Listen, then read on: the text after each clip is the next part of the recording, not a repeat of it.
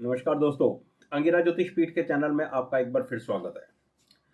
दोस्तों, आज मैं आप लोगों के सामने भारतीय जनता पार्टी के 3 लोगों की हॉरोस्कोप पर एक बार फिर बात करने जा रहा हूं। एक ही वीडियो में 3 लोगों को मैं कवर कर रहा हूं। इन पर मैं वीडियो पहले डिटेल में बनाकर डाल चुका हूं और उनके लिंक मैं आप लोगों के लिए डिस्क्रिप्शन बॉक्स में दे दूंगा। तो मेरी नज़र में ये जो 3 पॉलिटिशियन हैं, मिस्टर के अन्नामलाई, कंगना रनौत और तेजस्वी सूर्या, ये भारतीय जनता पार्टी के लिए एक बहुत बड़ी होप हैं। ये सेकंड लाइन के प्रॉस्पेरस राजनेता हैं। ये लोग आने वाले समय में बीजेपी की बहुत अच्छी, अगर भारतीय जनता पार्टी इन लोगों को अपने साथ बनाए रख सकती है या अगर अपने साथ बनाए रखती है तो ये बीजेपी के लिए एक बहुत शानदार एसेट हो सकते हैं, क्योंकि इनकी कुंडलियों में आने वाली दशाएं बहुत प्रॉस्पेरिटी और बड़ी अच्छी हाइट दिखा रही हैं पॉलिटिक्स के अंदर। बाकी तो समय बताएगा, लेकिन मैं आप लोगों के सामने छोटा छोटा एनालिसिस रख रहा हूं। आशा है मेरा आज का वीडियो भी आप लोगों को पसंद आएगा। और मेरे दोस्तों, एक बात मैं और कहना चाहता हूं कि यार, किसी मेरे भाई बंद ने, मेरे व्यूअर ने कमेंट करा कि मैं बीजेपी के पेरोल पर हूं, नरेंद्र मोदी साहब के बारे में मैं सोच नहीं सकता कि वो एस्ट्रोलॉजर को पैसा दे के इस तरह की प्रिडिक्शन भी करवा सकते हैं या ऐसा भी माहौल बना सकते हैं। तो भाई, मैं पहले भी कई बार कह चुका हूं, मैं किसी के पेरोल पर नहीं हूं। और बात अगर नरेंद्र मोदी साहब मुझे पेरोल पर रखते हैं तो ये मेरे लिए तो बहुत गौरव का विषय है। और मैं तो चाहता हूं कि नरेंद्र मोदी साहब मेरे से कंसल्टेशन लें, या भारतीय जनता पार्टी की जो टॉप लीडरशिप है वो मेरे से कंसल्टेशन ले। भाई, प्रोफेशनल एस्ट्रोलॉजर हूं, मैं भी चाहता हूं कि मेरे क्लाइंट्स बढ़ें। जितने ज्यादा मेरे क्लाइंट्स बढ़ेंगे उतना मैं वेल्दी बनूंगा। मुझे भी लग्जरियस लाइफ जीनी है। हिंदुस्तान में बहुत बुरा हाल है भाई। तो पहली बात तो यह है कि मैं किसी के पेरोल पे नहीं हूं, और ना ही मैं आप लोगों को अपना फ़ोन नंबर दे रहा हूं कि आप मेरे से कंसल्टेशन लो और फिर ये करो और वो करो। मैंने अभी तक ना आप लोगों को अभी रिसेंट टाइम के अंदर अपना ना तो फ़ोन नंबर दिया, ना ही मैंने अपना कोई ईमेल एड्रेस डाला आप लोगों के लिए। ठीक है ना? तो अगर आप लोग ऐसा सोचते हो, या वो व्यक्ति ऐसा खास तौर पे एक ही आदमी है जिसने ये करी है, और मैं तो भाई उसको धन्यवाद भी देता हूँ, तेरे मुंह में घी शक्कर यार। तुम्हारी ये कामना जो तुमने मेरे लिए करी है ये पूरी हो, मैं भी शानदार लाइफ जीऊं। ठीक है ना? तो मैं भी लग्जरियस गाड़ियों में BMW परचेज करूं या और ऑडी वगैरह परचेज कर लूं, मुझे भी अच्छा लगता है भाई। तो दोस्तों, ऐसी बात मत करा करो। मैं किसी के पे रोल पे नहीं हूं। मुझे जो ठीक लगता है वो मैं वीडियो आप लोगों के सामने बना के रख देता हूं। ठीक है? अब आज की जो मैं वीडियो बना रहा हूं वो 3 लोग हैं। ये 3 लोग भारतीय जनता पार्टी के लिए बहुत इंपॉर्टेंट पर्सनालिटीज हैं, और यहां पर बीजेपी की हाई कमांड की एप्रिसिएशन की जानी चाहिए, तारीफ, भूरी भूरी प्रशंसा की जानी चाहिए कि भारतीय जनता पार्टी की जो हाई कमांड है, जो फ्रंट रो के लीडर्स हैं, वो लोग सेकंड रो की लीडरशिप को तैयार कर रहे हैं। आप लोग मेरी बात को समझ रहे हो? और भाई, मेरे वीडियो पे एंड तक बने रहना, आपको तभी बात समझ आएगी। बीच बीच में से आप लोग वीडियो देखते हो तो फिर मैं क्या कह रहा हूं एंड तक, वो फिर बात बीच में टूटती है।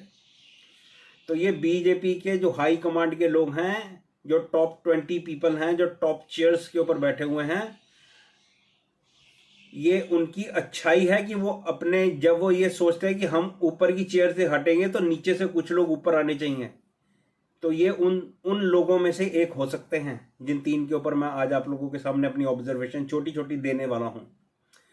और वहीं अगर आप इसका कंपैरिजन दूसरी पार्टियों से कर लो, कांग्रेस पार्टी से कर लो, तो कांग्रेस पार्टी में तो आज फ्रंट रो के अंदर ही लीडर नहीं दिखते, तो सेकंड रो की लीडरशिप की तो बात ही खत्म कर दो, बात ही छोड़ दो। और आज कांग्रेस का क्या हाल है आप लोगों के सामने है, पतन के कगार पर आ गई है। और भाई, ये कोई मैं कह रहा हूं यार, ये सब चीजें तो समाज के अंदर दिख रही हैं। मैंने कोई स्पेशल बात थोड़ी करी है। आप लोगों के सामने 52 सीट्स हैं इसकी 2019 में, और अब की बार देखो क्या गुल खिलाते हैं ये लोग। तो अपनी लीडरशिप को तैयार करने की बहुत सख्त जरूरत होती है। जब ऊपर से लीडरशिप, ऊपर से जो बुजुर्ग लोग अपनी चेयर छोड़ते हैं, तो नीचे से कुछ लोग ऐसे होने चाहिए जो उस चेयर पर आकर बैठे, उनको एक्सपीरियंस दिया जाना चाहिए। तो ये तारीफ के काबिल है बीजेपी। चलिए मैं बात करता हूं, सबसे पहले मैं बात करता हूं तेजस्वी सूर्या की। ये व्यक्ति 16 नवंबर 1990 का बॉर्न है और मेरे दोस्तों मेष इस व्यक्ति का लगन है और मेषी नवांश है। ये भारतीय जनता पार्टी के उन लोगों में से है जो छोटी सी उम्र में, बहुत छोटी 30 साल से भी कम की उम्र में ये मेंबर ऑफ पार्लियामेंट बन गए। 2019 में ये बेंगलोर से मेंबर ऑफ पार्लियामेंट बने थे। अब आप देखो 5 साल इस भाई को मिल गए ग्रास रूट पे काम करने के लिए, हो गया ना, परिपक्व हो गया। उसके बाद इस व्यक्ति को 26 नवंबर 2020 को बीजेपी का यूथ का प्रेसिडेंट बना दिया गया। आप देखो कितने अच्छी तरह से बीजेपी ने तेजस्वी सूर्या को चेरिश किया है। अब इस व्यक्ति के पास एक्सपीरियंस हो गया है। 2024 में बेंगलोर से लड़ रहे हैं ये जनाब, जीत गए तो बहुत हद तक संभावना है कि सेंटर तक पहुंच जाएंगे या एलिवेट हो जाएंगे बीजेपी में, क्योंकि मैं इस व्यक्ति को एलिवेट होते हुए देख रहा हूं। एक या दो स्टेप भारतीय जनता पार्टी में ये और ऊपर जाने वाले हैं। इनकी कुंडली की दशाओं की बात करते हैं, क्योंकि दशाएं ही वो रास्ता दिखाती हैं जो आपको ऊपर तक पहुंचाएगा और जो आपको नीचे तक ले जाएगा। इस भाई की शनि की महादशा चल रही है। शनि की महादशा में गुरु का अंतर है और बुध का प्रत्यंतर है। अब अगर मेष लगन है, तो जैसा मैंने बताया इनका मेष लगन है, तो मेष लगन के लिए 10th और 11th हाउस लॉर्ड हो जाता है शनि, और शनि की प्लेसमेंट कुंडली में 9th हाउस में ये एक बहुत बेहतरीन स्थिति है।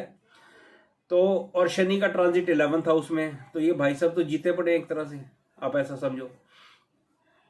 और बृहस्पति का अंतर है, बृहस्पति कुंडली के 4th हाउस में एग्जॉल्टेड बैठा हुआ है। 4th house is a house of seat. Parashar होरा शास्त्र में क्लियर दिया हुआ है, चौथा घर सिंहासन का हाउस है, उसमें बृहस्पति जैसा शानदार प्लेनेट उच्च राशि का है। बेशक वो राहु केतु एक्सेस में है, लेकिन जुपिटर यहाँ पे 9th हाउस लॉर्ड होके केंद्र में आ गया है। और पराशर जी का एक नियम है, अगर राहु और केतु त्रिकोण हाउसेस के साथ, लॉर्ड के साथ मिलकर कोई योग बनाते हैं और वो केंद्र में बैठते हैं तो ये राजयोग के बराबर है, और अगर केंद्र के मालिक के साथ वो त्रिकोण में बैठते हैं तो ये राजयोग है। मरकरी इस कुंडली के 8वें घर में बैठा हुआ, 3rd और 6th हाउस लॉर्ड होके। ये मरकरी इनका वर्गोत्तम प्लैनेट है, ये भी एक अच्छी स्थिति में है।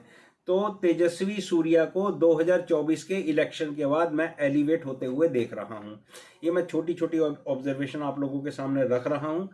इस वीडियो का जो डिटेल पार्ट है वो मैं आप लोगों के लिए डिस्क्रिप्शन में डाल दूंगा। जो लोग ज्योतिष में सीख रहे हैं उनको मैं कहूंगा कि तेजस्वी सूर्या की हॉरोस्कोप लेकर उसके ऊपर काम करें। बहुत अच्छी जन्मपत्री है और आपको सीखने को मिलेगा। और 2026 में इस भाई साहब की, इस बच्चे की बुध की महादशा लग रही है। बुध इस कुंडली का वर्गोत्तम प्लैनेट है, वो 8th हाउस में है। 8th हाउस का मरकरी पॉपुलैरिटी के बहुत सारे रास्ते खोल देता है। एग्जाम्पल दे रहा हूं, अमिताभ बच्चन साहब की कुंडली में 8वें घर में बुध है, तो शास्त्र में बुध को 8वें घर में बहुत बुरी बुरी प्रशंसा की गई है। कुंडली अगली पर बात करते हैं। मैं इस कुंडली का आप यूं समझो कि फैन हूं और मैं चाहता था कि ये कुंडली मुझे मिले। तो वो कहते हैं ना, जहां चाहा है वहां रहा है। तो ये कुंडली की बर्थ डिटेल मिली, हालांकि 2 तरह की बर्थ डिटेल मिली थी, लेकिन मैं इस डिटेल से मैं सहमत हूं, मैंने थोड़ी रेक्टिफिकेशन की है। ये भाई साहब का जन्म हुआ 4 जून 1984 को, और इनकी जन्मपत्री बनकर आती है कन्या लगन की, और इनका नवांश लगन है कुंभ। और भाई साहब शानदार स्थिति, शानदार प्लैनेट्स की प्लेसमेंट है, बहुत बेहतरीन। 2nd हाउस के अंदर क्या बोलते हैं, सैटर्न एग्जॉल्टेड पड़ा हुआ है। 4th हाउस में 4th हाउस लॉर्ड पड़ा हुआ है बृहस्पति, और 9th हाउस में 1-2 राजयोग बने हुए हैं जो बहुत सुथरी और बड़ी शानदार पोजीशन में है। और बिल्कुल ऐसी स्थिति है D9 में है। अब कई बार आपको राजयोग मिल जाते हैं लेकिन दशाएं नहीं मिलती, ये एक दुर्भाग्य होता है किसी व्यक्ति का।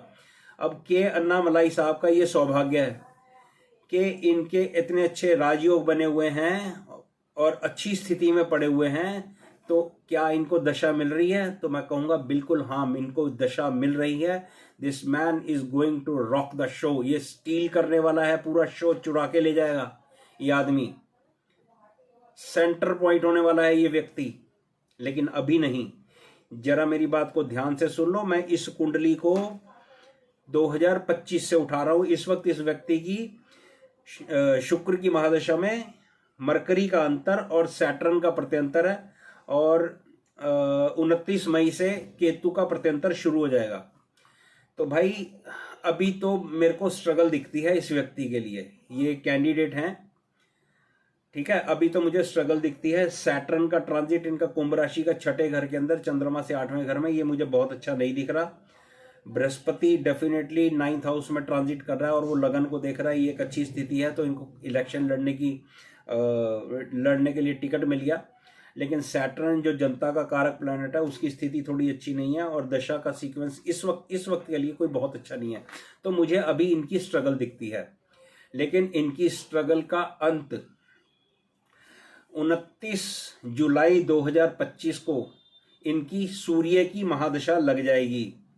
दोस्तों, ये सूर्य की महादशा इनकी जिंदगी को, इनकी प्रोफेशनल लाइफ को, इनके राजनीतिक कैरियर को 360 डिग्री बदल के रख देगी।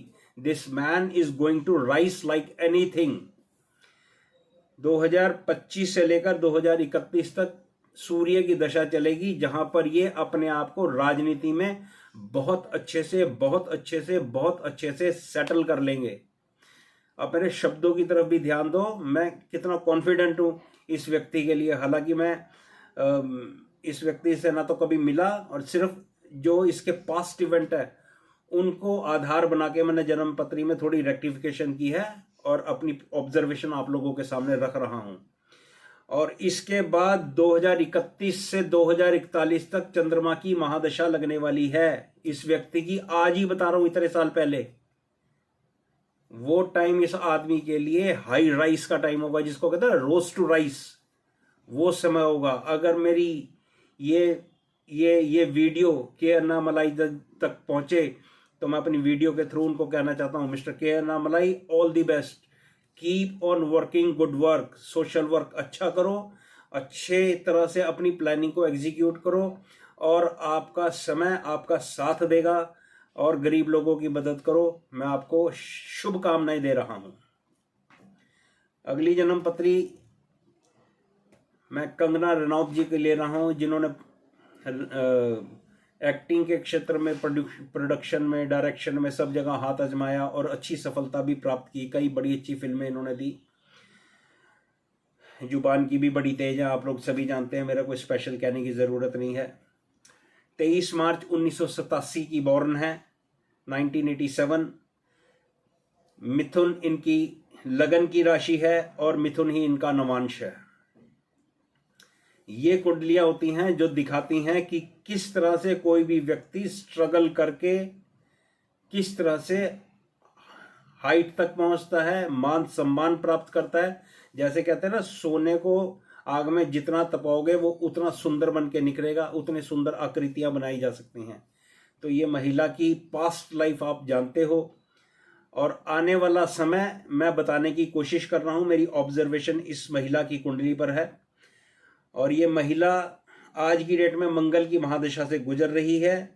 मार्च 2025 सॉरी जनवरी 2025 को राहु की महादशा लग जाएगी इस महिला को। शानदार जन्म पत्री है। राहु इस महिला के 10th हाउस में बैठा हुआ है। बृहस्पति और सूर्य 10th हाउस के अंदर बैठे हुए हैं। जुपिटर 10th हाउस लॉर्ड है। सूर्य के साथ आने से ये बृहस्पति की जो पावर है वो इंक्रीज हो गई है, और राहु 10th हाउस में बैठा है। ये इस महिला को उच्च पद प्रतिष्ठा दिलवाएगा।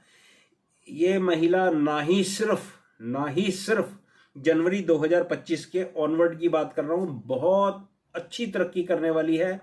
सिर्फ MLA MP तक ये नहीं रहेगी महिला। ये महिला हो सकता है कि सेंटर में एक अच्छी कोई इसको पोर्टफोलियो मिले और आने वाली राहु के जो 18 साल की महादशा है, इसमें जब बृहस्पति का अंतर आए या कुछ इस तरह से कोई और दूसरे अच्छे प्लैनेट की दशा है, ये महिला हिमाचल प्रदेश की टॉप चेयर पर भी आसीन हो सकती है। इतने अच्छे राजयोग इस कुंडली में अब बने हैं। ज्यादा तरक्की इन्होंने मंगल की महादशा में करी और मंगल इनकी कुंडली के 11th हाउस में बैठा हुआ है। ये होती हैं जन्म पत्रियां, सीखने के लिए और ऑब्जर्वेशन देने का भी मजा आता है। तो भाई ये एक छोटा सा वीडियो मैंने आप लोगों के सामने रखा है। अच्छे से जो मैंने एक्सप्लेनेशन दी है वो डिस्क्रिप्शन के अंदर डाल दूंगा। आशा है आप लोग मेरी आज की वीडियो से भी कुछ सीखे होंगे। और जो मैं कहना चाहता हूं, अब क्योंकि इलेक्शन खत्म होने की कगार पर है, 4-5 फेज के इलेक्शन हो चुके हैं, पोलिंग हो चुकी है, 2 फेज की रह गई है, तो ये भी मैं इसी बीच के अंदर अपने दूसरे पॉलिटिशियंस पे भी अपनी चर्चा आप लोगों के सामने करूंगा, अपनी ऑब्जर्वेशन आप लोगों के सामने रखूंगा। वीडियो देखने के लिए धन्यवाद।